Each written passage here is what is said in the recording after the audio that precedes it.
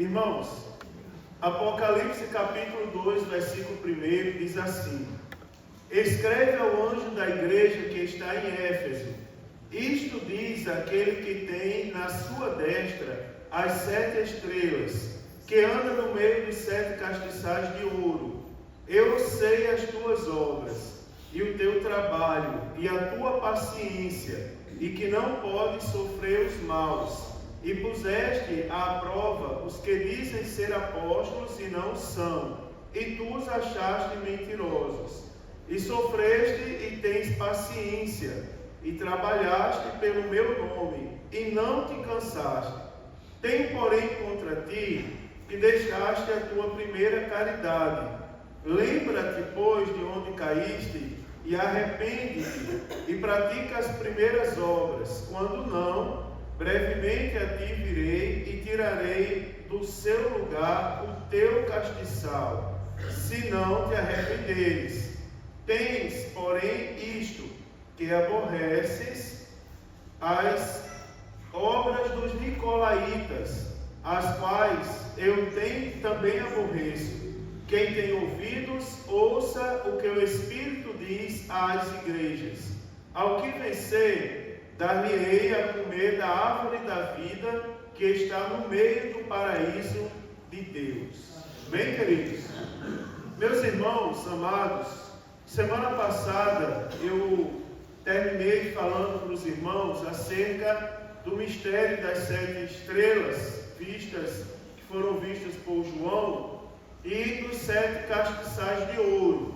E falei para os irmãos que as 7 estrelas são os anjos das 7 igrejas, e os 7 castiçais que vistes são as 7 igrejas. E também falei para os irmãos que antes de Deus revelar a sua vontade para o mundo, Deus se revela, Ele mostra quem é, Ele deixa claro para a igreja quem Ele é, e Ele adverte, exorta as igrejas acerca de alguns assuntos. Deus ele nos ensina a fazer a obra perfeita.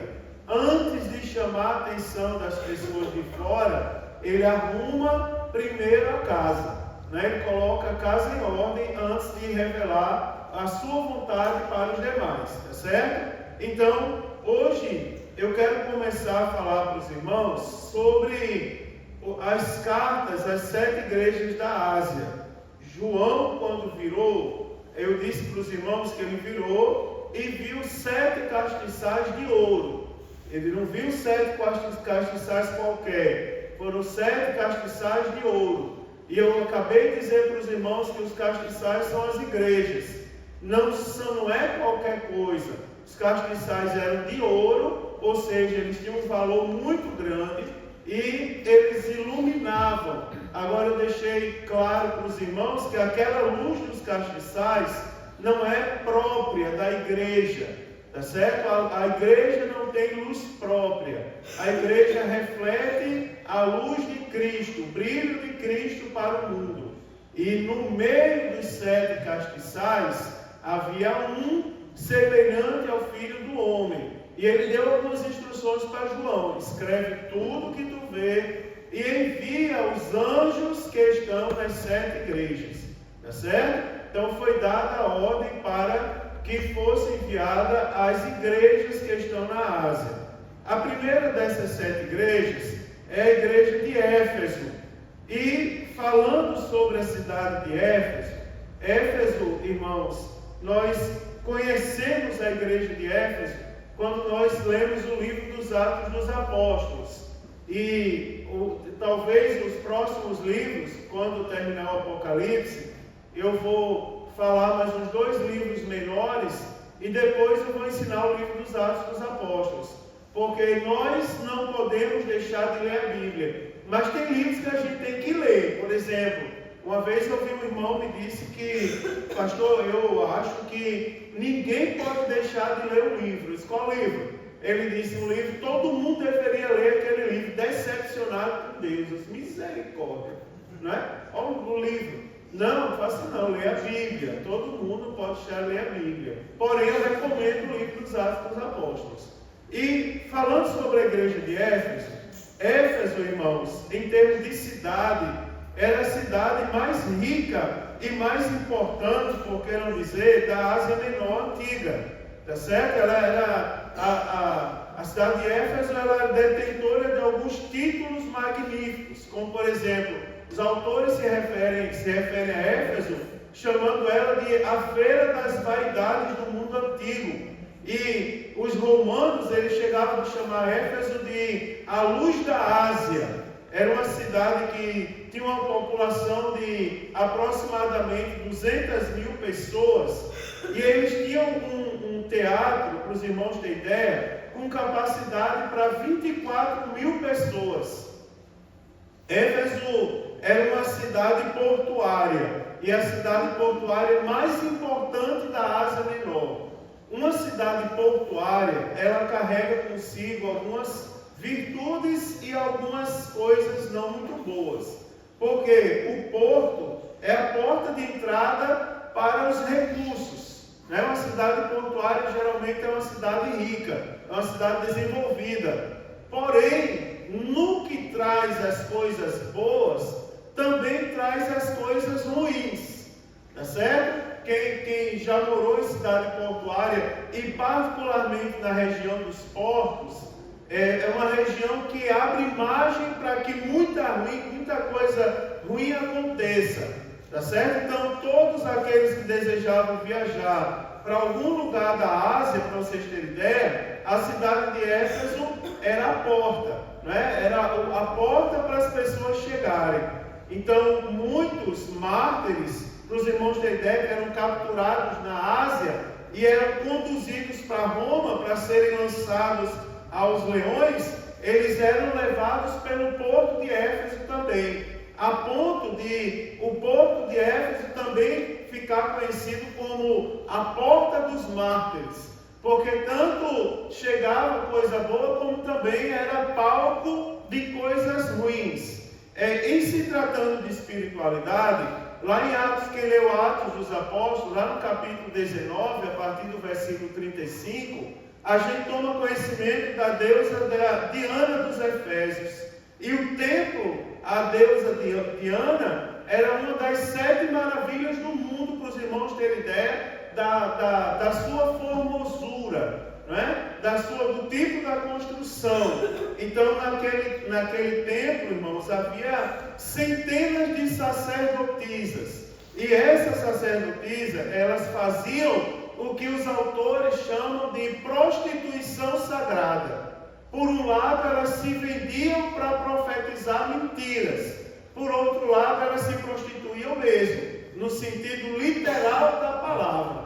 Tá certo? Então, tudo isso fazia de Éfeso uma cidade extremamente imoral. Tá certo? Tinha autores que, quando eu estava estudando a primeira vez sobre Éfeso, eu encontrei alguns autores que diziam que a moral do templo da deusa Diana, apesar de ser uma das 7 maravilhas do mundo, era pior do que a moral dos animais.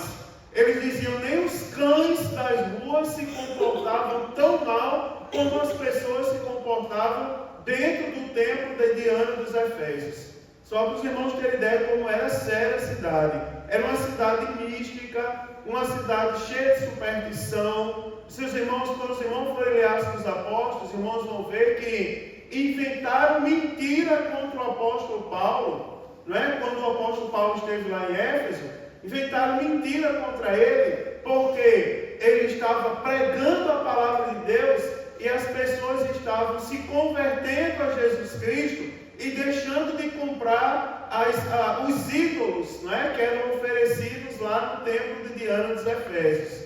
Então na cidade de Éfeso também era um dos grandes centros de adoração ao imperador. Tá certo? Lá tinha misticismo, idolatria, imoralidade, perseguição. Tá certo? Então, é mais ou menos o que o diabo ele usa nos dias de hoje. Perseguição e sedução. Ele prega a oposição e prega o ecumenismo. Não é como se fosse uma coisa boa, mas que na verdade é uma coisa extremamente ruim. O apóstolo Paulo teve em Éfeso na sua segunda viagem missionária. tá certo? E na sua terceira viagem missionária, ele permanece em Éfeso por cerca de 3 anos. Então, na cidade de Éfeso, houve alguns sinais de avivamento, tá certo? As pessoas, ao ouvirem o Evangelho, elas vinham publicamente denunciar suas más obras. A Bíblia relata de pessoas que vinham queimar os seus livros, não é, de magia, de imoralidade em praça pública, inclusive, tá certo? Durante a prisão do apóstolo Paulo em Roma, ele escreve aos Efésios agradecendo a Deus pelo amor que havia naquela igreja, porque apesar de ser uma igreja imoral, as pessoas elas tinham sede de Deus, e a história mostra que elas rompiam completamente com a imoralidade e se convertiam a Jesus Cristo. Ali naquela cidade, ela foi pastoreada, a igreja naquela cidade foi pastoreada por Timóteo, tá certo? E mais tarde pelo próprio João, autor do livro do Apocalipse, né? Depois de 40 anos, Jesus enviou uma carta agora para a segunda geração de crentes. Por quê? A primeira geração foi aquela geração que tinha sede de Deus, que saiu da idolatria e se convertia a Jesus e fugia da imoralidade. Agora, a segunda geração já era uma igreja fiel à doutrina, mas extremamente ortodoxa. E uma igreja que olhava muito à ortodoxia. Quando digo ortodoxia, eu me refiro aos dogmas e ao tradicionalismo. Então, é uma igreja que ela era fiel à doutrina, mas a segunda geração, ela perdeu o que Deus procurava neles, que era o amor, o primeiro amor. O amor a Deus, não é? E as consequências do amor a Deus, a segunda geração de crentes perdeu, né? O amor ali esfriou, tá certo? Então, a tradição relata, para vocês terem ideia, que João, como pastor da igreja de Éfeso, ele era tão idoso e fraco para caminhar, que ele era carregado ao templo de Éfeso, à igreja de Éfeso, carregado nos braços, e nas suas falas, com a fala extremamente pesada, ele sempre admoestava a nova geração, principalmente. Ele dizia: filhinhos, amemos uns aos outros. Está faltando o amor, não é? A ortodoxia está em alta, mas o amor está em baixa. Então, agora, de posse disso, eu posso começar a falar para os irmãos acerca do texto que a gente acabou de ler. Primeiro, preste atenção que o primeiro versículo aqui da carta aos Efésios, ele diz: escreve ao anjo da igreja que está em Éfeso. Primeira coisa que eu quero comentar com os irmãos aqui é que quem é esse anjo? Porque se a gente lê alguns livros, principalmente se os irmãos forem procurar na internet, as pessoas geralmente fazem vídeo para a internet e eles não lêem a Bíblia, parece que eles não lêem a Bíblia, né? Se as pessoas querem ensinar na internet, a maioria não lê a Bíblia, porque eles dizem que esses anjos são os guardiões de Deus, né? Seres celestiais. Mas a interpretação bíblica, irmão, e histórica, ela deixa muito claro que essa mensagem é dada ao pastor da igreja. O anjo aqui é o pastor da igreja. Não se trata de um ser celeste, tá certo? Mas aquele que tem a responsabilidade de Deus de manter a igreja na presença de Deus.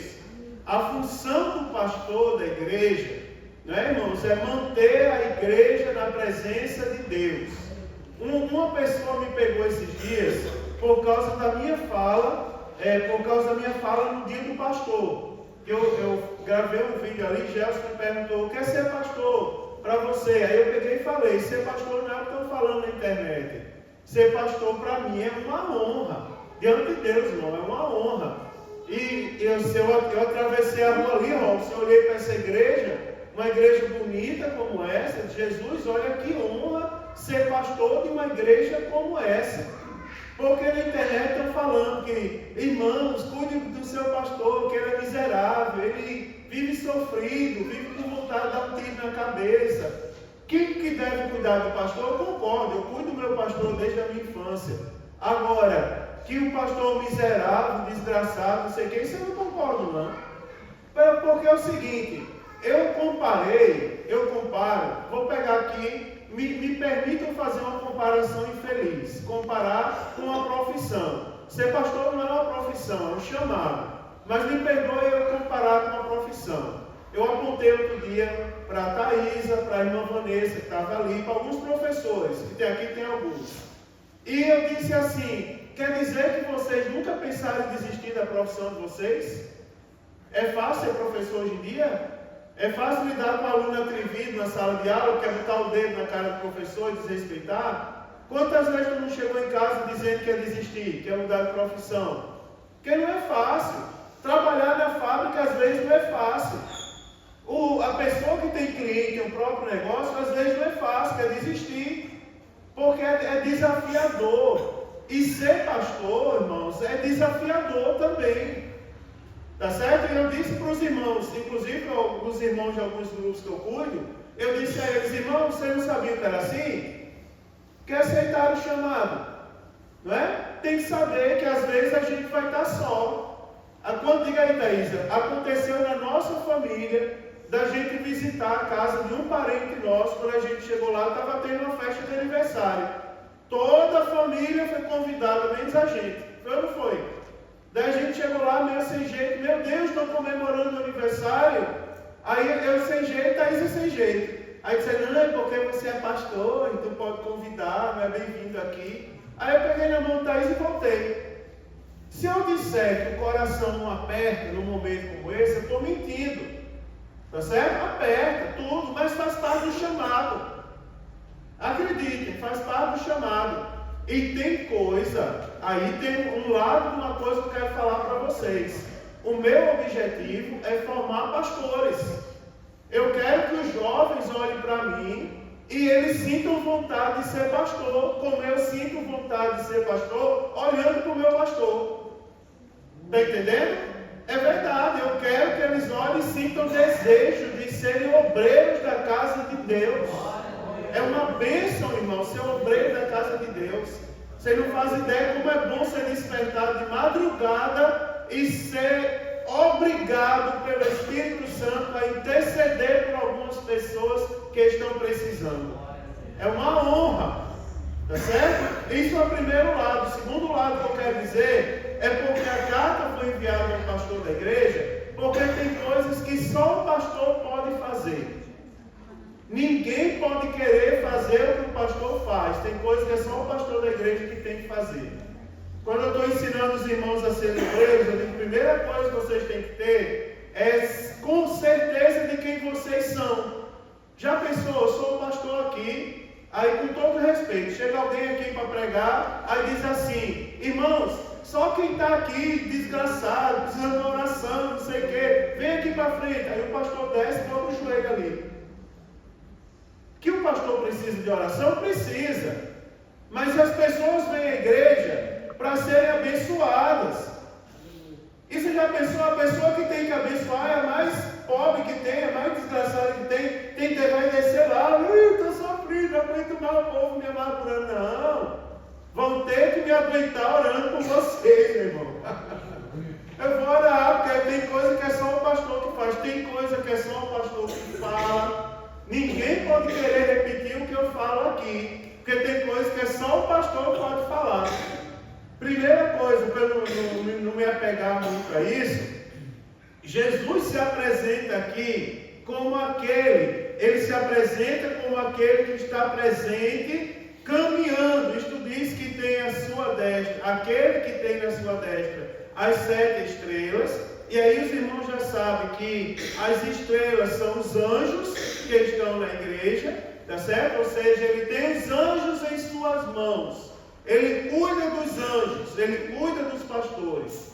Agora, com esse cuidado aqui é no sentido de dizer, não se preocupe não, se o pastor estiver mal, Deus vai tratar com ele. Tá certo? Deus vai sacudir essa estrutura dele para ele voltar para o lugar. Porque primeiro, aquele que tem a sua destra as 7 estrelas. E aquele que está em movimento. Ele não só está no meio dos castiçais, mas ele anda no meio dos castiçais. Tá certo? Ele tem o controle dos pastores da igreja. E a presença de Cristo no meio da igreja é a maior necessidade da igreja. E aí eu até falei semana passada, mas hoje eu quero começar mais uma vez a reforçar para os irmãos, é que às vezes a gente tem que tomar cuidado para a igreja não perder a essência, o impacto que deve ser nós sabemos que Cristo está no nosso meio. Não é aquele impacto, aquele peso. Jesus está no nosso meio e a gente não pode perder o sentido de saber que Jesus está no nosso meio. Ou seja, nenhum de nós podemos estar ligado no piloto automático. Tá certo? Uma vez eu peguei o Mário e eu disse assim: Mário, bota essa tua roupa da escola para lavar. Ele bota todo dia. Se brincar, ele bota 2 vezes por dia. Mas um dia eu disse: bota essa tua roupa para lavar, porque se soltar ela, que ele tinha ido de manhã para a escola, aí foi para o vôlei de tarde, aí foi para outra atividade no final do dia, chegou tarde, disse: vai menino, bota essa roupa para lavar, porque se soltar ela, vai para o bonja sozinho. A gente não pode soltar a nossa roupa e ela vir para a igreja sozinha. Não no sentido dela estar suja, mas no sentido de estar no piloto automático. Eu já sei o que vou fazer, eu vou sentar lá, vou dar glória a Deus, e pronto, e concordo com tudo que o pastor diz, digo amém, pronto, estou abençoado. Não, a gente vai se assemelhar aos religiosos. Religioso é assim, você vê que pecado, ele pega uma aguinha, né? Para vocês aí, ó, né? Uma aguinha, joga nas pessoas e diz: pronto, está o pecado perdoado, agora vai todo mundo lavado com água santa. Não é você, filho? Né? Aí vai estar todo mundo perdoado. Não, irmão, não é assim. A gente não pode perder a essência de saber que Cristo está no nosso meio. Nós temos a ideia de Cristo no céu, no trono, tá certo? A destra do Pai.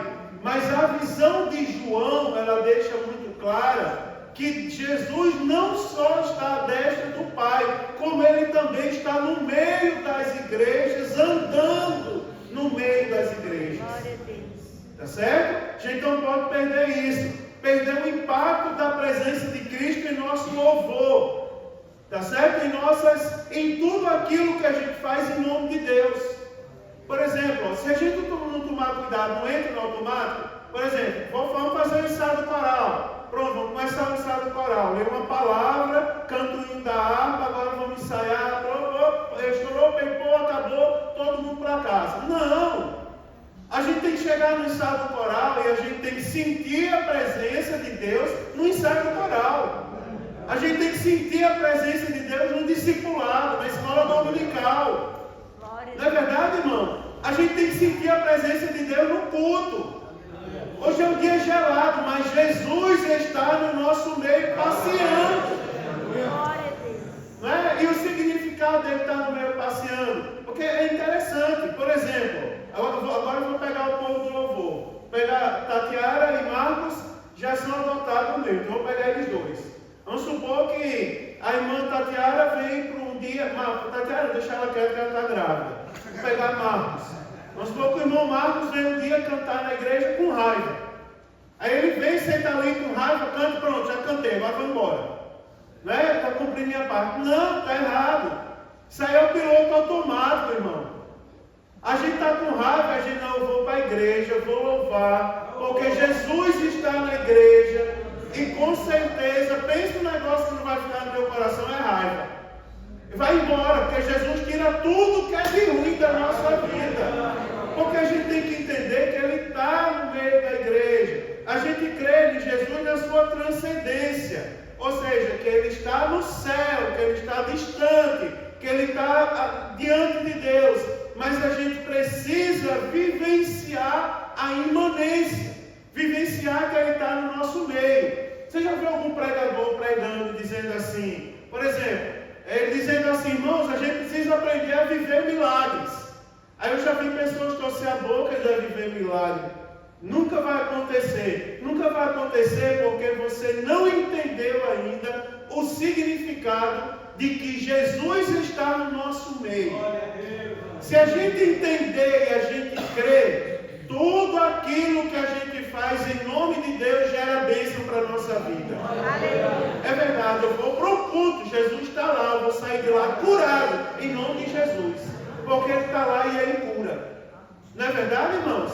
É o significado de Jesus estar no meio da igreja. Se eu falar que Ele está no meio da igreja e Ele sabe tudo, Ele anda e Ele sabe tudo, isso eu já disse aos irmãos. Ele sonda o nosso coração, Ele conhece o nosso pensamento, Ele sabe quais são as nossas intenções. Não é verdade? Ele sabe de tudo. Ele tem que gerar temor também no nosso coração. Não é? Além da gente crer, a gente precisa também temer. Então nós perdemos o senso da glória de Cristo em nosso meio. E a gente não pode deixar isso morrer. Ele não só está presente, mas Ele também está segurando a igreja com as suas mãos potentes. Ele tem as suas 10 7 estrelas, que são os anjos, né, das 7 igrejas. Ele tem em sua mão a igreja. Tá certo? Esse verbo aqui significa o verbo grego, né, kratein. Ele tem um significado que ele segura com firmeza. Não é? Ele tem o controle total em suas mãos. Nada foge do controle dele. Nada foge do controle dele. E tem um detalhe. Esse sentido de que a palavra, como a palavra de Deus está escrita aqui, significa que ele tem o controle e ninguém pode arrancar das mãos dele o que ele tem nas mãos dele. Por exemplo, ele tem o controle da igreja. Ninguém arranca a igreja dele. A igreja pertence a ele. Coisa muito bonita isso, né, irmãos? O noivo, ele está sondando a igreja, ele nos conhece, ele sonda o nosso coração, né? Ele anda no meio da igreja com pelo menos 3 coisas. Eu vou falar para os irmãos tecnicamente. Primeiro, para encorajar a igreja. Seja fiel. Sabe o que tem que ser fiel? A igreja. Porque Jesus está no meio dela. Primeiro, ele encoraja. Não desista, fique firme. Né, irmão? Erga a cabeça. Continue caminhando, porque Ele está no controle. Segundo, para repreendê-la, porque quando a igreja vai saindo do rumo, alguém tem que trazê-la para o rumo novamente. Sabe quem faz isso? Deus, por meio da sua palavra. Tá certo? Por meio da sua palavra Ele faz isso. E terceiro, né, irmãos, para chamar a igreja ao arrependimento. É uma coisa que vocês têm que ter paciência comigo, porque uma das funções difíceis do pastor é pregar o evangelho genuíno, é falar, não é, o que a Bíblia manda falar, sem agredir, com cuidado, porque também a gente não pode machucar a noiva do cordeiro, mas também não pode dizer a noiva do cordeiro que precisa ser arrumado de acordo com a palavra. Como, por exemplo, essa agora, da gente esquecer, da gente perder o sentido de Jesus estar no nosso meio. Com toda sinceridade, não precisa ser um grande estudioso no assunto, mas vocês concordam comigo que em alguns lugares já não tem mais o senso da presença de Deus? Não tem. Não tem. Em alguns lugares você entra e sai, e você entra de um jeito e sai pior. Porque parece que Jesus não habita mais ali. Ele está ali. Quer ver uma coisa chocante que eu já contei para vocês? Mas não sabe disso. Que uma vez eu estava cuidando de um grupo de novos convertidos e entrou um bêbado ali, drogado. Ele saiu do bar que tinha na frente da igreja e ele entrou na igreja e ele disse assim: pastor, atrapalhou a minha aula discipulada. Disse: pastor, Deus está no bar. Eu disse: Deus está no bar.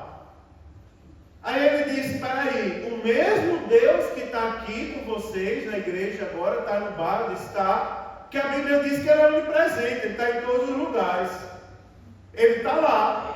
Ele disse: por que está uma desgraceira danada no bar? Eu mesmo peguei todo o dinheiro que eu recebi e que eu já gastei lá de bebida. Eu disse: sabe por quê, rapaz? Que Deus não é mal educado. Ele está aqui conosco e aqui Ele é o Senhor e Salvador da nossa vida. Agora lá no bar Ele não é o Senhor e Salvador da vida de vocês. Ele está lá, está olhando vocês beberem lá. Mas quer ver o clima mudar? Pare de beber, desliga aquela música e chama o povo para fazer uma oração. Aí ele saiu, tombando. No outro dia eu saí para colocar o lixo na igreja do lado de fora Aí a dona do bar atravessou a rua, veio falar comigo. E disse assim: o senhor que é o pastor da igreja, né? Eu disse: ela disse: ontem aconteceu uma coisa diferente ali. E foi uma resposta de uma coisa que eu estava pedindo a Deus. Eu disse: o que foi? Ela disse: é porque eu não aguentava mais ter bar. Não aguentava mais ser dona de bar, porque acontece tanta coisa em bar. Eu peguei, dobrei meu joelho e disse: Deus, se o Senhor existe, fala comigo se é para eu continuar com o bar. Aí ela disse: aí onde saiu o bêbado lá do bar, veio aqui. Quando ele voltou, ele me deu a ordem: desliga o som e todo mundo dá a mão aí para a gente fazer uma oração. Porque o pastor disse que se a gente fizer uma oração, Jesus vai mudar esse ambiente. Aí ela disse que fizeram uma oração. Aí ela disse que de repente uma pessoa se levantou e disse: eu que não fico mais aqui nesse bar. A gente vem para o bar e recebe uma oração. Aí ela disse que o outro disse: eu também não fico. Ele disse que o outro levantou e disse: até a cerveja está amargando na boca. Aí ela disse: pastor, foi todo mundo embora. Virou um clima chato, foi todo mundo embora. Ficou eu e o bêbado. E o bêbado disse: agora todo mundo foi embora. Aí eu olhei para ele e disse: ficou Deus, ficou eu, você e Deus. Aí ela disse: pronto, a partir de amanhã o meu bar não é mais bar, agora eu vou transformar o meu bar num assadão. Está certo, porque Jesus transforma bar em assadão. Aonde ele está, as coisas mudam. O sentido da gente saber, enquanto a gente esteve ali, não era mais bar, não sei como é que está hoje. Mas no período que a gente esteve ali, era um assadão. Até eu ia comprar galeto assado lá no final de semana. Fechou de vez, pronto, mas não disse fechou de vez, agora é pronto. Deus completou a obra. Né, irmãos? É verdade. Porque aonde ele está, é assim, ó. Se você está num ambiente, você concorda comigo que às vezes tem lugares que confundem o povo. Vocês saíram de casa hoje, não foi para o encontro social. Vocês vieram aqui aprender a Bíblia Sagrada. Ouvir algo da parte de Deus. Aí você imagina se vocês chegarem aqui e eu fazer 5 horas de louvor. Vamos lá, 5 horas de louvor. Né? O samba reggae aqui, bandeirão, todo mundo vai sair daqui sem frio, mas vazio da palavra de Deus. Não é verdade? E a presença de Deus onde fica?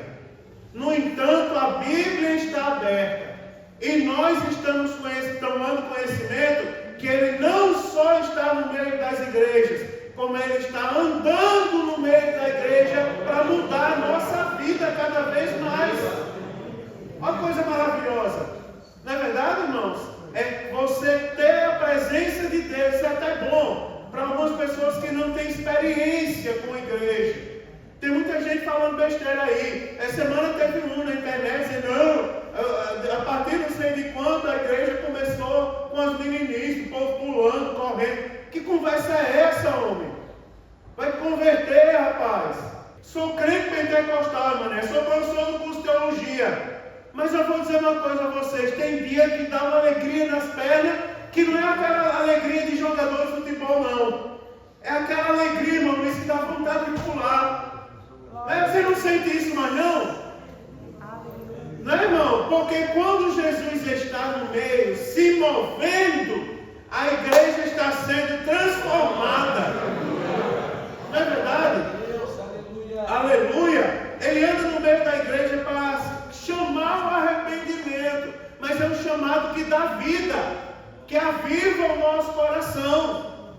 Agora preste atenção uma coisa: é porque Jesus aqui ele destaca 3 virtudes da igreja de Éfeso, que ele vai começar a estudar. Primeiro delas, preste atenção ao versículo de número 2, que diz assim: eu sei as tuas obras. Primeira coisa que é destacada aqui é que a igreja de Éfeso era uma igreja fiel na doutrina. Você observa que a igreja de Éfeso ela estava cercada de perseguição. O culto à deusa Diana, a imoralidade, a idolatria, tá certo? Eram coisas que naturalmente contendiam contra a palavra. E Jesus ele já havia alertado sobre o perigo dos lobos vestidos de pele de ovelha.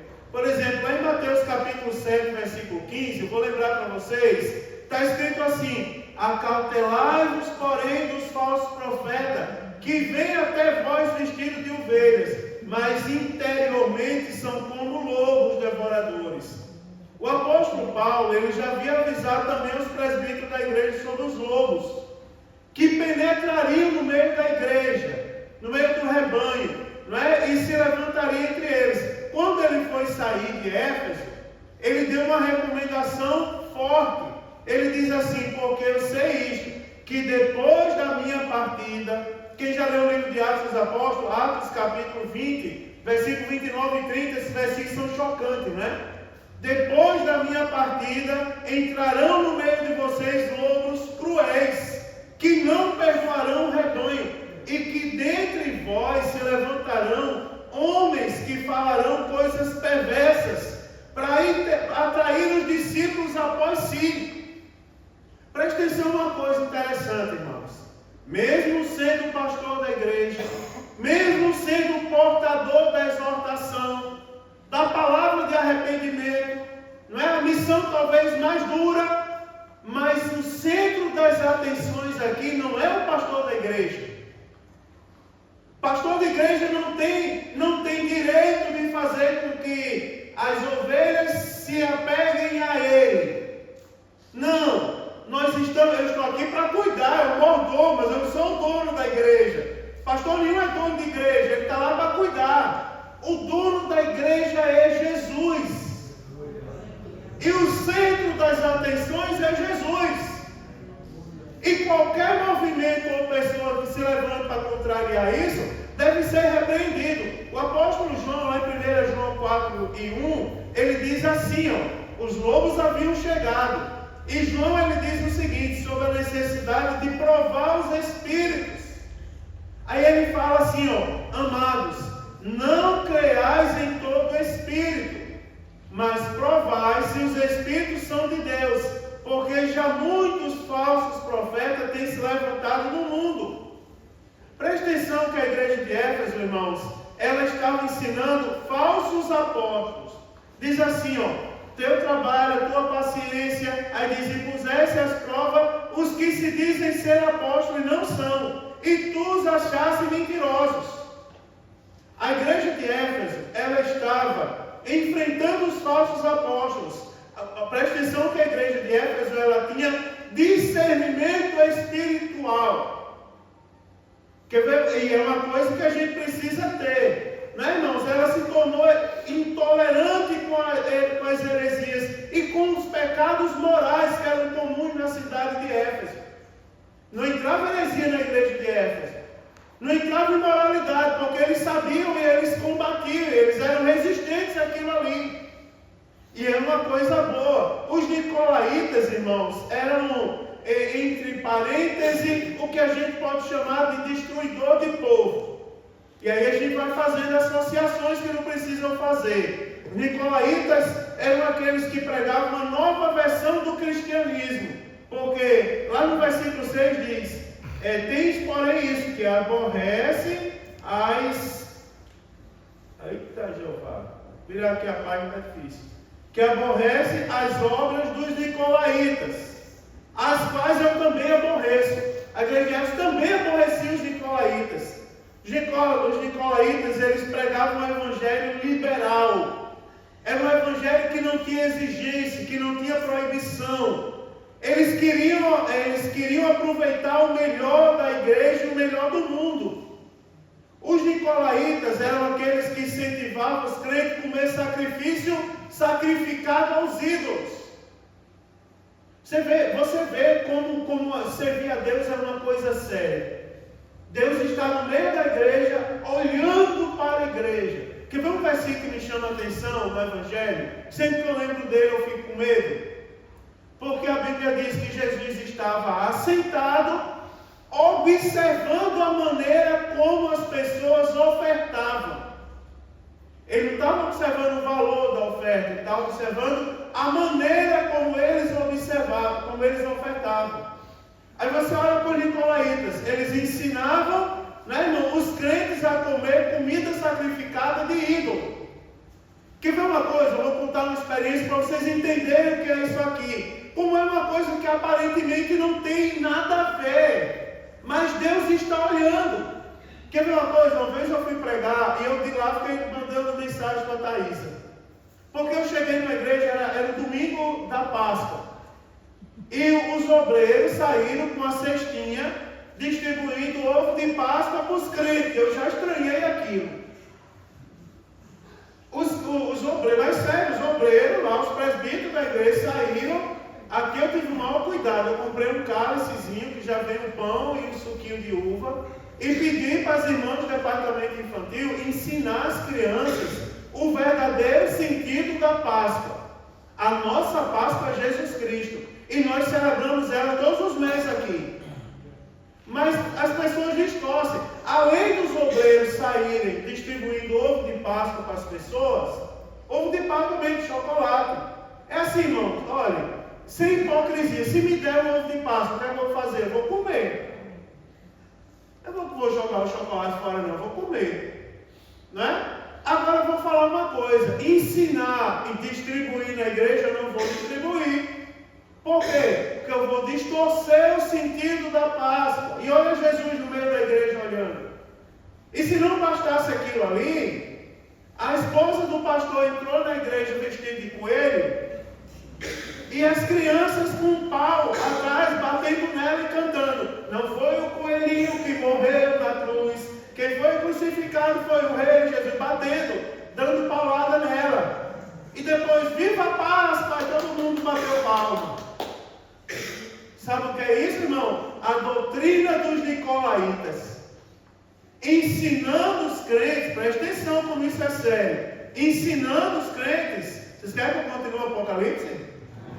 Olha, ensinando os crentes a comer comida sacrificada a ídolo. Tá certo, irmão? Isso é sério. Eu podia dar outros exemplos. Eu dou um exemplo mais light para não ferir ninguém. Mas você imagina, quer ver uma coisa? Ensinar que o sexo antes de ir fora do casamento não era pecado. Você estimulava os crentes à imoralidade. É verdade. Eu falei do encontro de casais aqui da igreja outro dia. Eu disse: o encontro de casais da igreja é coisa de crente. Porque em outra igreja que eu passei, eu acabei lá no encontro de casais. Porque me chamaram: pastor, o encontro de casais vai ser cada dia na casa de um casal. Eu disse: tá bom, vou lá ver como é. Quando cheguei lá, apagaram as luzes e disseram: pronto, agora é o momento do quebra-gelo. E eu disse: como é esse momento do quebra-gelo? Aí eu entrei, imaginado, na sala da casa do irmão. Os casais todos se enfregando. A maior imoralidade, como se fosse uma festa do mundo. Um swing. Swing gosto, mas é verdade.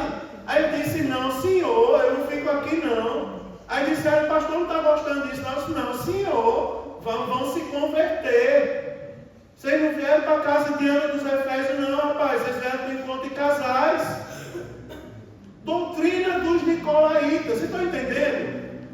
Os nicolaítas, eles pregavam que acabou o respeito, estimulavam a imoralidade. Mas a igreja de Éfeso, a primeira coisa que Jesus viu nela é que ela era fiel à doutrina. Né, irmãos? Ela estava enfrentando os falsos apóstolos que ensinavam doutrinas perniciosas, e elas aborreciam a doutrina dos nicolaítas. A igreja evangélica nacional, no sentido geral, ela precisa olhar para a carta aos Efésios nesse sentido. Ela precisa olhar. Quando eu estou dando aula de liturgia, eu digo: só qual o problema da liturgia do culto brasileiro? É se tornar brasileiro. Tem um site de fofoca gospel. Tudo que você quer quiser saber de desgraça, eles botam. Essa semana postaram: igreja não sei o que promoveu São João Gospel. Aí estava lá o forró e o povo vestido de matuto dançando São João. Vocês sabiam que se o pastor não fosse pastor, acontecia aqui também? Acontecia. E tinha público. E tinha gente para dar as mãos e dançar de quadro. Opa, vamos dançar. Na minha época o povo marcava quadrilha e dizia: lá vão tu, aí vai tudo para frente. Anarria, tudo para trás. Dentro da igreja. A igreja precisa olhar para isso hoje. As pessoas, elas procuram muita experiência, mas elas não querem mais saber da verdade. Presta atenção como isso deve tocar buscar o nosso coração. As pessoas, elas não querem mais pensar, elas querem sentir. Já observou? Fui para a igreja e não senti nada, mas ela não presta atenção ao culto. Deus pode falar da maneira mais clara, mas ele não vai saber nem a leitura que foi feita no culto, porque ele não veio para o culto para pensar, ele veio para sentir. Uma vez eu fui no culto que o homem derrubava todo mundo com o terno, um estádio de futebol lotado, um jovem radical de sua graça, e começou aquele negócio, fazia assim com o terno, caía metade do estádio. Aí pronto, vou lembrar, peguei no teu pé de apoio, quem já serviu a pátria lembra disso. No teu pé de apoio, quando o terno passou para o meu lado, caiu todo mundo e eu fiquei de pé. Aí disseram, pronto, o único cru do culto está lá, não sentiu nada. Sentiu nada o quê, meu irmão? Porque Jesus, no Evangelho, se você ler o Antigo Testamento, e lá, primeiro, maior de todos os mandamentos, adorarás, pois, ao teu Deus, de toda a tua alma e teu coração, e tuas forças. Aí quando você vai para o Novo Testamento, diz, adorarás, pois, ao teu Deus, de toda a tua alma, coração e entendimento. A igreja busca muito, não é, irmão, sentir, mas eles não querem pensar. O correto é a gente sentir pensando. Por exemplo, no dia de Pentecostes, um dia eu escutei uma pregação que o irmão disse assim, eu estava numa vigília, era num curral, e a gente estava orando para Deus batizar no Espírito Santo. Aí eu não era batizado.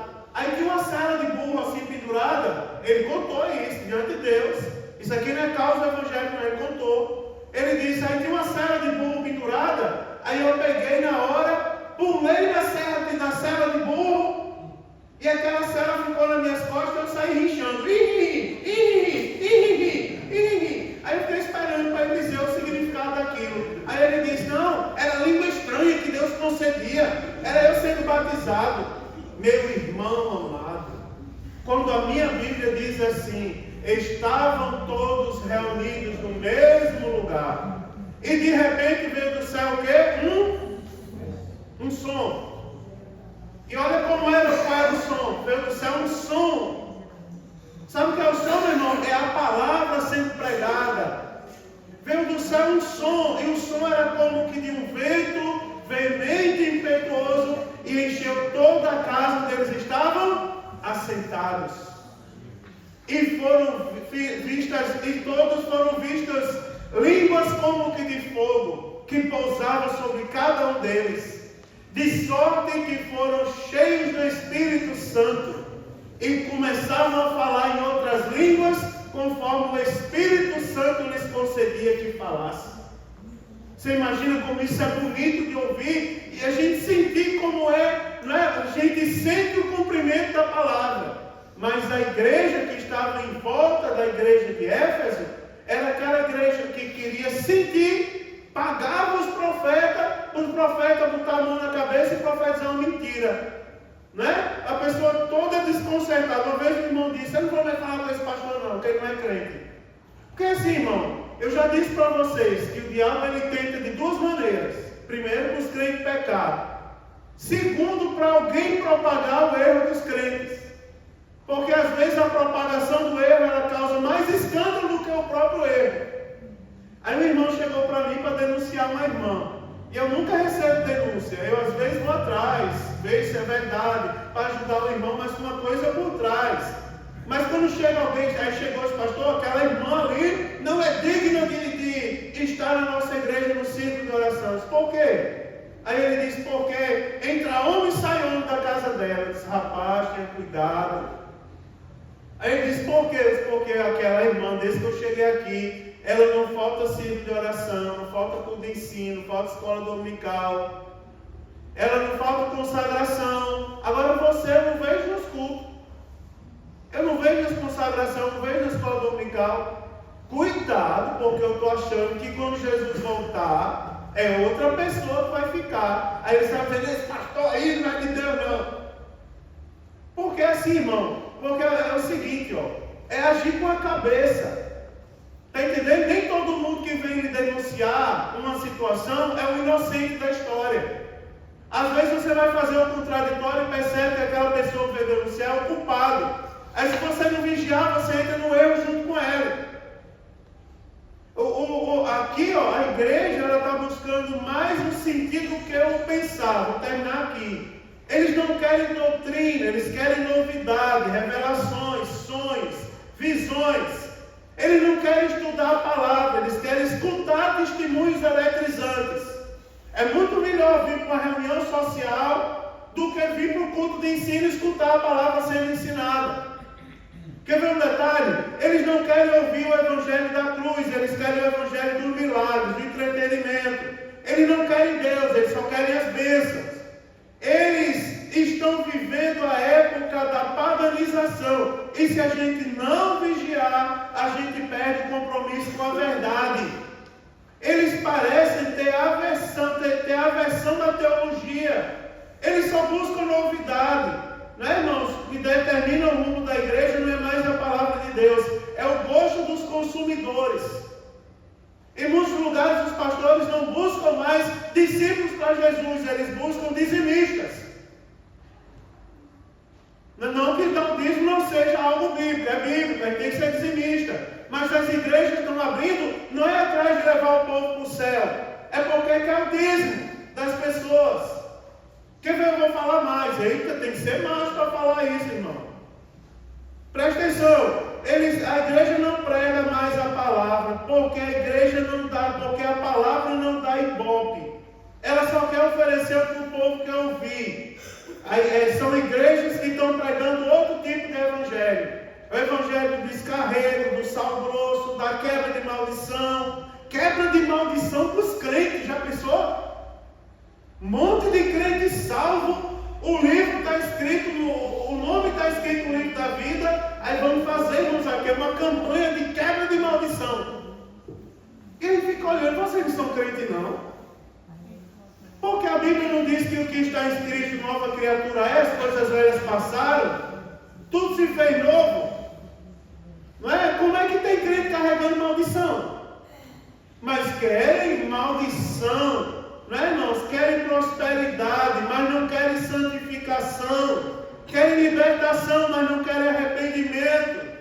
A igreja, se a gente não vigiar, a gente perde a capacidade de refletir. Porque estão pregando igreja diferente da igreja dos bereanos, diferente da igreja dos Efésios, onde eles eram fiéis à doutrina. Onde eles não observavam a palavra para ver se o que está sendo pregado é verdade. Eu já lanço uma vez para vocês darem glória. Mas presta atenção, há uma preguiça mental doentia na cabeça das pessoas. Presta atenção que os crentes, eles engolem tudo que é oferecido em nome de Deus. Sabe por que engolem? Porque não estudam a palavra. Engolem porque não querem mais ler a palavra. E quando a gente fala de palavra, a primeira coisa que as pessoas fazem quando olham uma para a outra, eu não leio. Eu não estou lendo. Pastor, bobo. Eu não estou lendo a palavra, vou até fechar os olhos. Eu não estou lendo a palavra. Né? Eu não vou entrar nesse negócio de leitura, não. Isso não é de Deus. Olha, irmão, a igreja de Éfeso. Quer que eu continue no Apocalipse? Eu vou continuar então. Olha só. Crentes que deveriam ser mestres, ainda são como crianças, que são levados por todo o vento de doutrina. Pelo tempo de crente já era para ser mestre da palavra, mas são como crianças. Né, irmão, que leva tudo na brincadeira, que dá risada de tudo. Como se Deus não estivesse presente no lugar. Quer ver mais? Eu vou dizer, são ávidos pelas coisas sobrenaturais, mas deixam de lado a palavra do Deus vivo. Corre atrás da última novidade. Não é, irmãos? E quando a gente vai para a mídia, ainda vão para frente da televisão da glória a Deus. Quando dizem, a mídia mentirosa divulga o último ibope e diz assim, que a igreja brasileira está crescendo quase mais que as outras igrejas. A igreja evangélica está crescendo, por glória! Mas a gente vai observar, que tipo de igreja é essa que está crescendo? Se a gente for ver isso, a gente tem mais motivo para se preocupar do que para se alegrar. Que igreja é essa que está crescendo? Não é verdade? Que evangelho é esse que está sendo pregado? Não é, irmão? O que está crescendo não é o evangelho genuíno. O que está crescendo é a mistura. E quando a gente chegar na igreja de Laodiceia, a gente vai aprender: não sabes tu que és um pobre, cego, miserável, desgraçado e nu? Vomitar-te-ei quando for ter contigo. A sentença é dura por causa da mistura. Não é, irmão? A sentença era muito dura. O que nós estamos vendo florescer aí não é o evangelho, é o cristianismo que eu vou chamar de sincreto. Um cristianismo heterodoxo, ou seja, ele não cuida da doutrina, ele cuida de coisas do mundo. Ele quer atrair os crentes com coisas do mundo. Vou falar uma coisa para vocês: se querem ser maduros, eu vou tratar da minha igreja para amadurecer vocês. Ô irmã Keila, deixa o culto da tua igreja domingo. Vamos para a minha igreja, porque eu vou pregar. E eu preciso de alguém para dar ibope para mim, para ficar lá batendo palma, dando glória a Deus e aleluia. Aí o irmão que não vem no culto de ensino, deixa a igreja dele, aonde Deus colocou ele, onde ele é cuidado e ele é amado, e vai aplaudir uma pessoa em outro lugar. Sabe o que é isso? O pastor está duro hoje, né? Mas é a palavra, é a doutrina dos nicolaítas, que a igreja de Éfeso aborrecia. Não, meu irmão, tu vai pregar, a glória não é para você, meu irmão. Se você prega a palavra, a glória tem que ser para Deus. Nós não temos que sair daqui dizendo: opa, vamos aplaudir de pé aquele pastor que ele hoje pregou bem. Não! Vamos ficar de pé e dar glória a Jesus, porque a palavra de Deus ecoou no nosso coração. É verdade, irmãos. A gente precisa aprender a ser crente. A primeira coisa só que eu falei hoje é que a igreja de Éfeso, ela cuidava da doutrina. Os falsos mestres, os falsos apóstolos não encontraram lugar no meio da igreja de Éfeso. A Bíblia diz que os que se dizem ser apóstolos e não são, e tu os achasses mentirosos, está lá no versículo 2. Os falsos apóstolos tentaram se levantar em Éfeso, mas a igreja de Éfeso não era uma igreja madura. Não, vocês são mentirosos. Os nicolaítas andavam tentando pregar prostituição, sacrifício a ídolos, mas a igreja de Éfeso resistiu aos nicolaítas. Não, rapaz, nós somos crentes, rapaz. Uma vez um irmão contou para mim, um irmão contou na igreja, já passei algumas situações, vou falar uma coisa mais simples. Eu fui pregar numa cidade aí, e o irmão, o irmão chegou lá para pregar e demorou a chegar. E ele pegou, quando chegou, ele disse: não era o líder do departamento, eu ia pregar de noite. E o líder do departamento que ia dirigir o culto demorou a chegar no culto. Quando ele chegou, ele disse: irmão, vou contar um testemunho para vocês darem glória. Eu, na correria do congresso do departamento, eu fui botar o carro para fora, para vir para a igreja atrasado já. Aí, bati no carro que ia passando na rua. E foi aquela confusão, aquele negócio todo. E vocês acreditam, irmão, que chamaram a polícia? Eu digo: Jesus, não vou mais chegar na igreja. Vou ligar o pastor para dizer que não vou para a igreja. Chamaram a polícia, chamaram as autoridades. Vou dizer que foi a polícia para não ofender os policiais. Chamaram as autoridades daquela cidade. E quando as autoridades chegaram, ele disse assim, aí eu fui lá e disse assim: Jesus me usa. Eu fui lá numa daquelas autoridades e eu disse assim: olha, meu filho, vamos fazer um negócio, eu tenho que ir para a igreja, porque eu vou dirigir o culto. Você segura esses 50 reais e resolve aí para mim? E ele disse: irmão, para a glória de Deus, aquela autoridade segurou meus 50 reais e eu estou aqui na igreja. Quantos podem dar glória a Deus? E aquela igreja ficou de pé, deu glória a Deus, e a gente batia palma. E eu dizia: Jesus amado, eu tenho algum problema comigo, eu tenho que ser estudado, porque, não é? Porque é o seguinte, no meu entender, subornar uma autoridade não é uma bênção.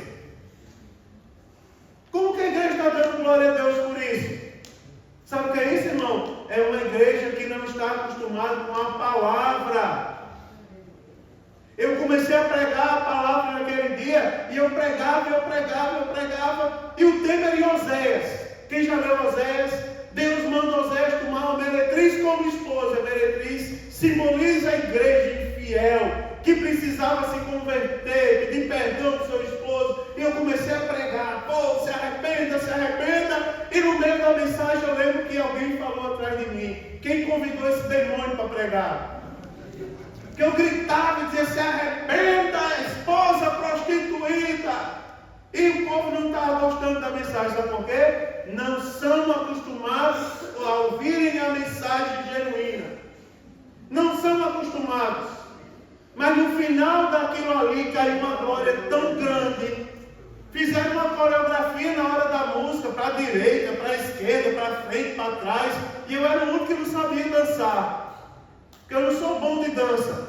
Não sou bom mesmo de dança, de requebrar essas coisas. Eu nunca fui.